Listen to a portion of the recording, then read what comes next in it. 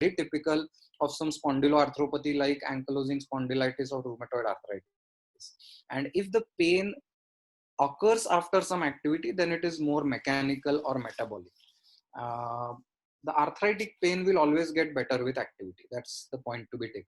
Next thing I always ask is about constitutional symptoms, like if they have any fever, if they have loss of weight, loss of appetite. All these things are quite serious symptoms when associated with back pain. So if they have these symptoms, you should definitely keep a close watch and investigate further as required. Also, one more symptom I haven't mentioned here is about bowel bladder habits. If they have any dysfunction of the bowel or bladder, it's always a serious issue and should be investigated further. Now coming to clinical examination, usually whenever the patient walks in, you always observe his gait and his position. If he's tilted to one side, that usually indicates some kind of sciatica. Gait, a myelopathic gait, I hope everybody is quite clear. If not, let me know in your questions. Myelopathic gait is typically when you drink alcohol and you try to walk and you're a bit drunk, the way you walk, you have a very unsteady gait and tend to fall either to right or to left, and you tend to your gait is like you will fall anytime. That's very typically myelopathic gait. It indicates some kind of cord compression. So either in the cervical or thoracic spine, if you have cord compression, the patient will have a typical myelopathic gait like a drunkard. And always rule out vertigo, because they do tend to have dizziness and such kind of symptoms which can cause a sort of myelopathy gait. Typically vertigo will always have symptoms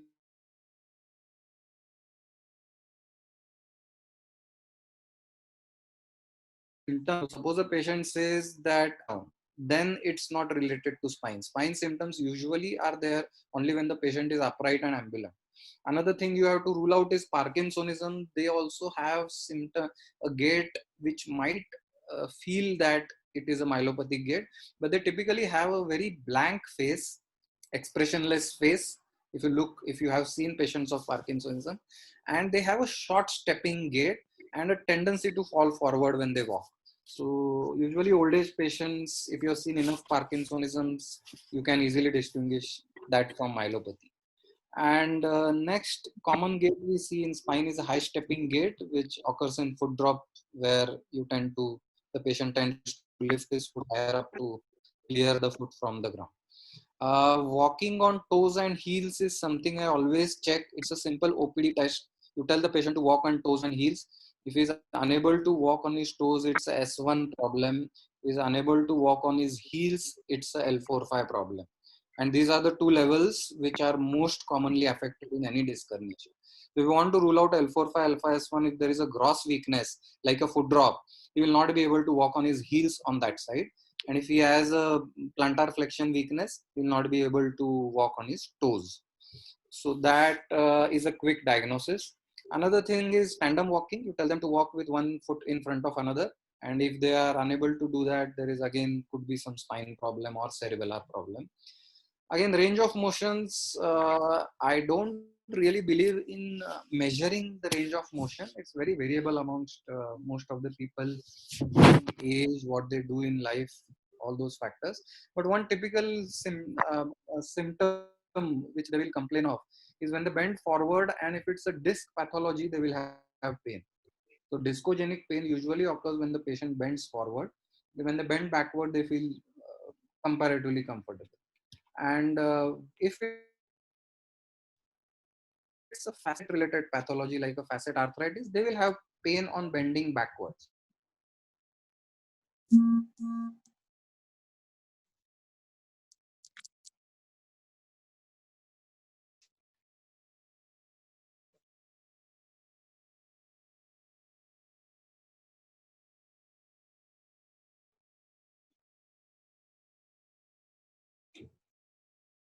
Now, I'm not going into the details of these myotomes and dermatomes. I think you guys should be much more familiar than I am, because these are the photographs I took from some physiotherapy sites. So you guys must be expert in knowing the myotomes and dermatomes, but you should know these thoroughly whenever you do examination of spine to know the neurology, which level is involved.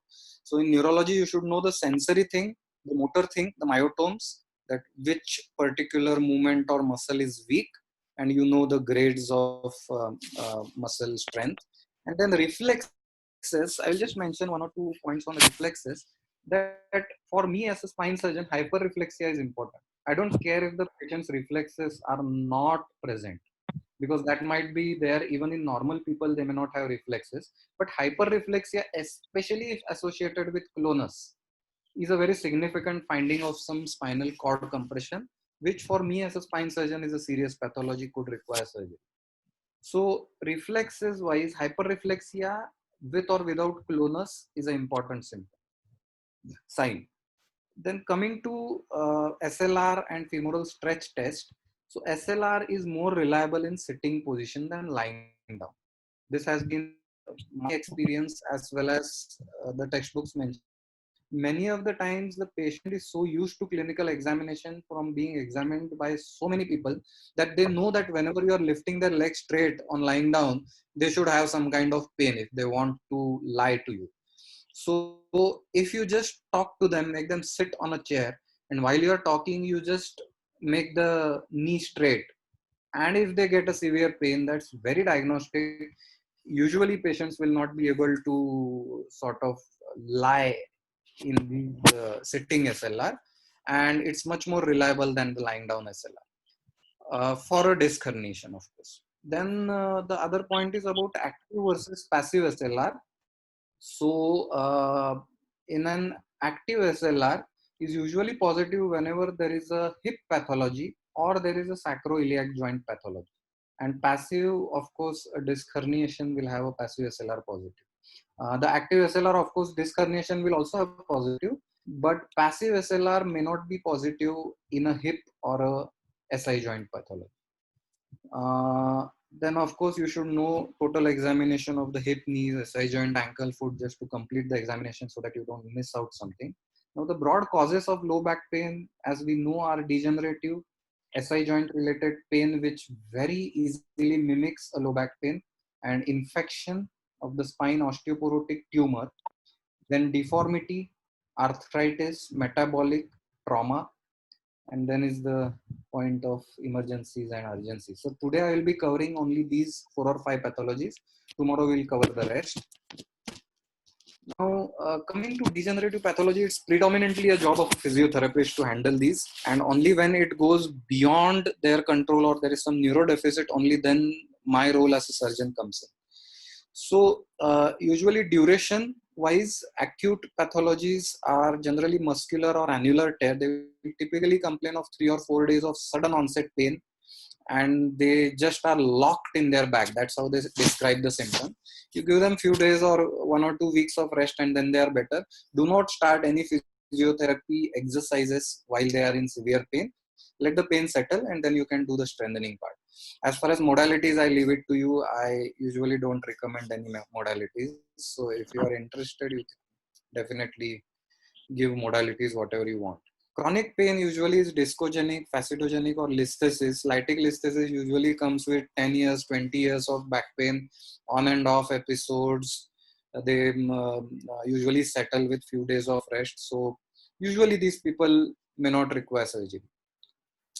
Now coming to mode of onset, they can start with some spontaneously as well as some lifting, bending activities, or simple getting up from bed can trigger an episode.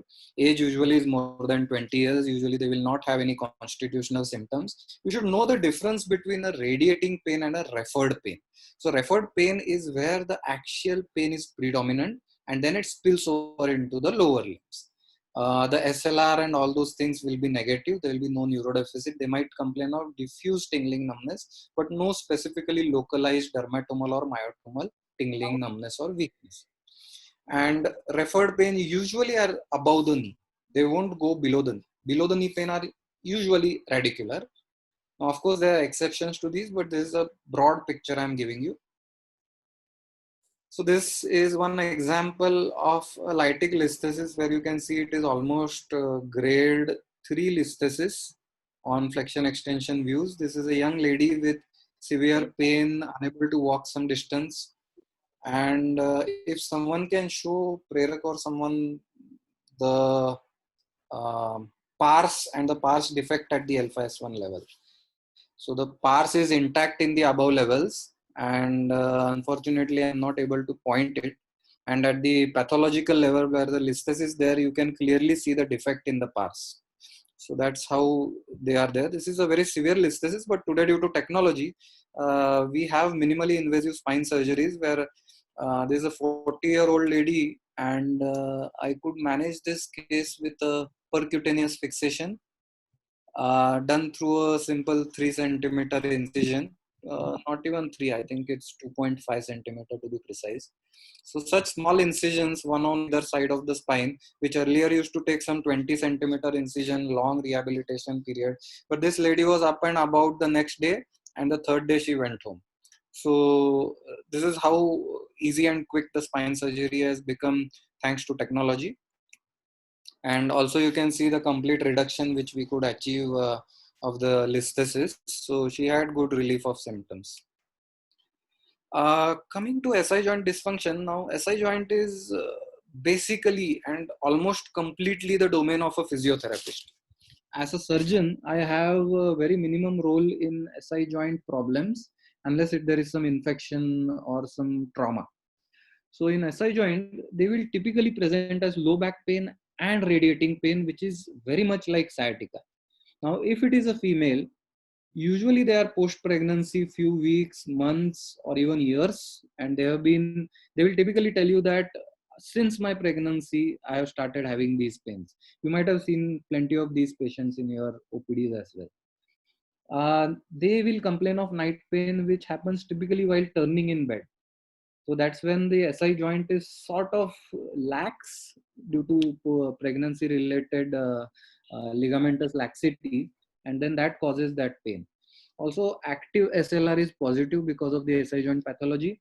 SLR in these patients is very severely positive in very lower ranges, like 0 to 30 degrees. They will complain of SLR, which gives rise to radicular pain. And they might have tingling numbness. So they very much mimic sciatica. But if you make a good clinical diagnosis, you will realize that it is coming more from the SI joint. One of the things, they will have tenderness in the region of the SI joint, not over the spine. So that is very diagnostic. Then they will not have any motor deficit. So with such severe symptoms, tingling, numbness, they will never have a motor deficit. If you ask them to flex or extend their ankle, they will be grade 5 power.